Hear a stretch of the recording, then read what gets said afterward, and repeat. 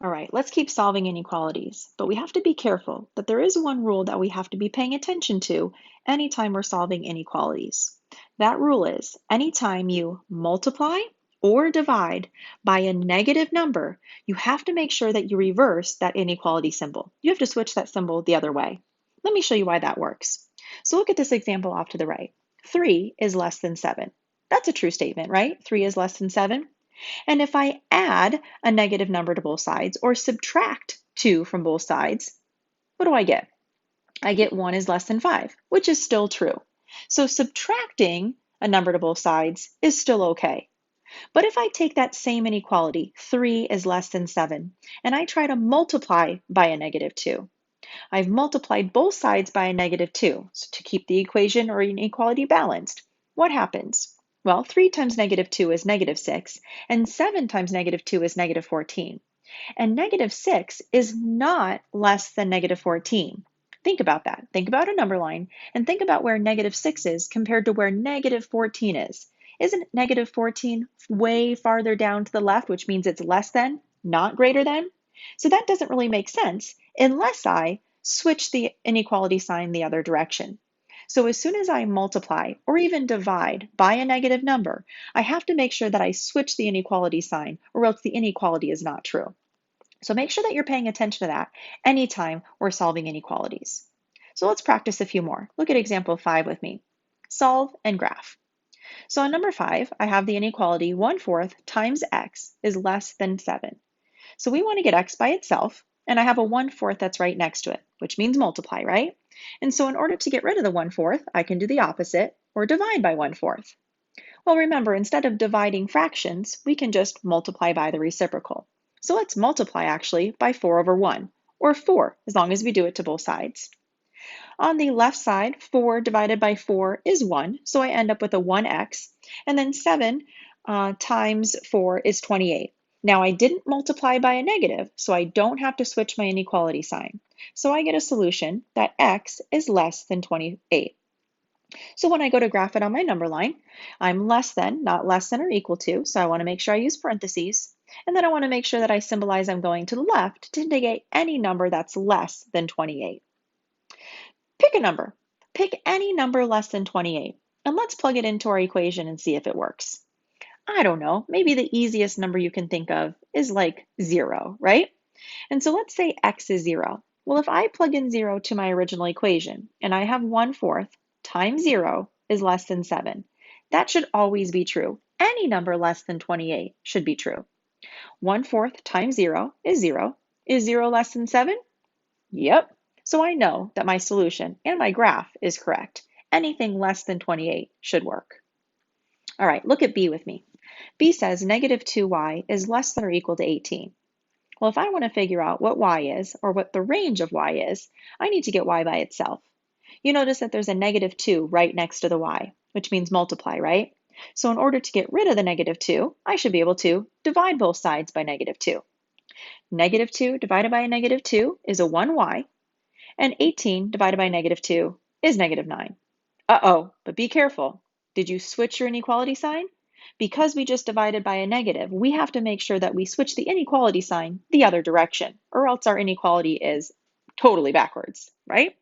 And so our solution we get is x is greater than or equal to negative 9.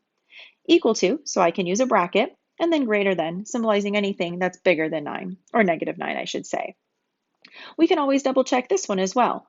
So our answer, our solution, says anything that's negative 9 or bigger. So think of any number that's bigger than negative 9. Doesn't really matter. I don't know, 3 is the first number that popped in my head. So I'm going to pick 3 because that's bigger than negative 9, isn't it?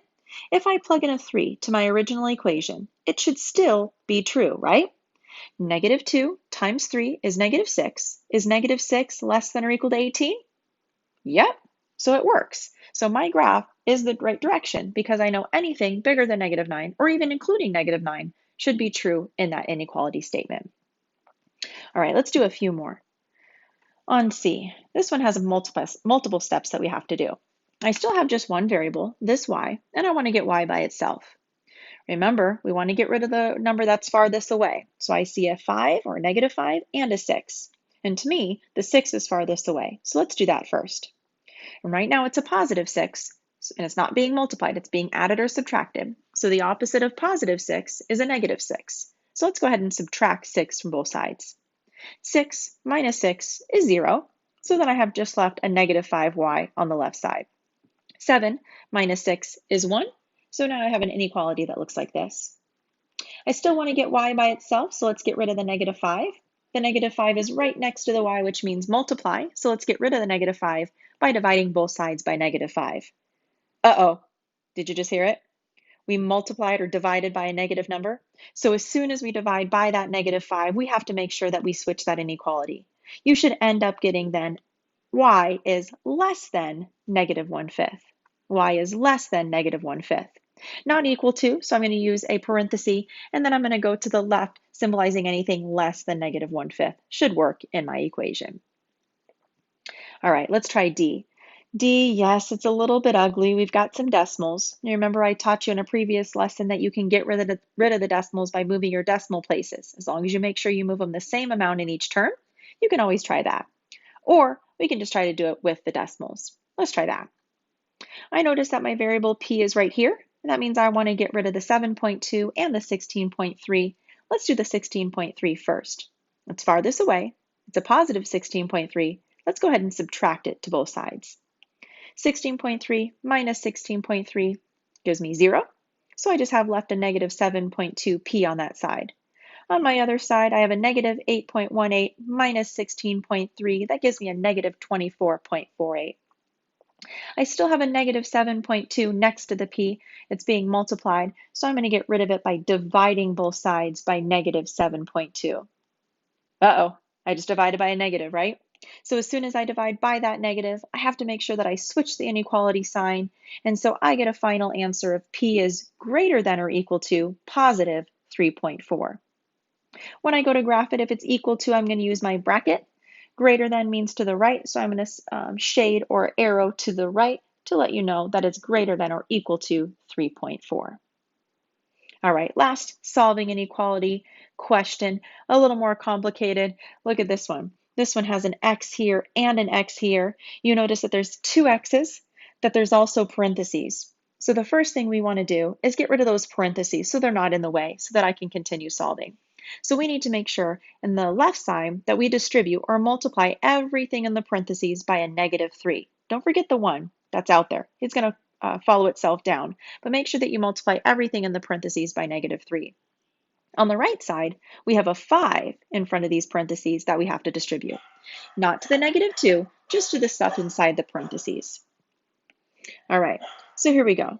I have 1 minus 3x plus 27 is less than 5x plus 30 minus 2. All right, maybe you've noticed that here's my inequality symbol, and on the left side I have a couple of like terms. I have a 1 and a 27 with no x in it. Since those are like terms, I should be able to combine them. I'm not moving them to the other side, I'm just combining them. So if you have 1 and you have 27, don't you really have 28? So I have a negative 3x and a positive 28. You might have noticed the same thing on the right side. I have a positive 30 and a negative 2. Those are just regular numbers, like terms that I should be able to combine. 30 minus 2 is 28.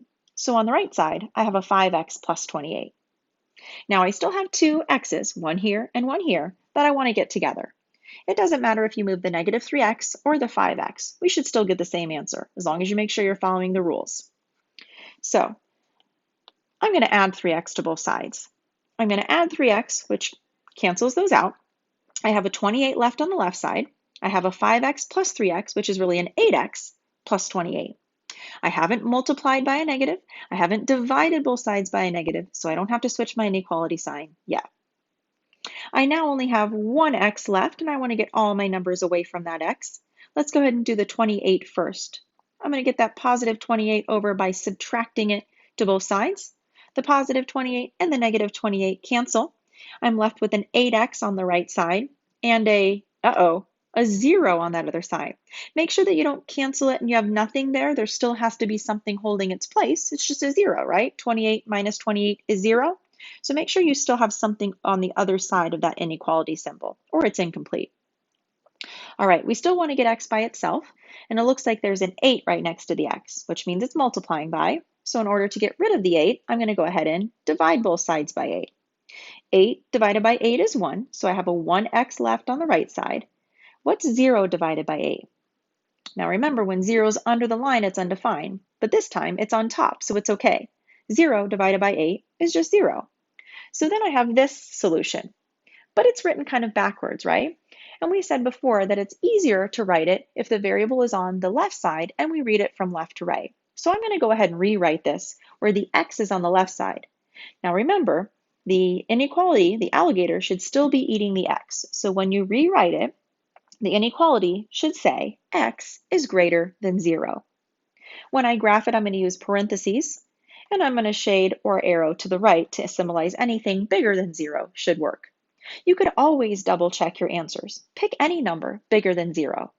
I don't know, 1 if that's easiest. Plug it into your original equation, simplify, and the inequality should be true.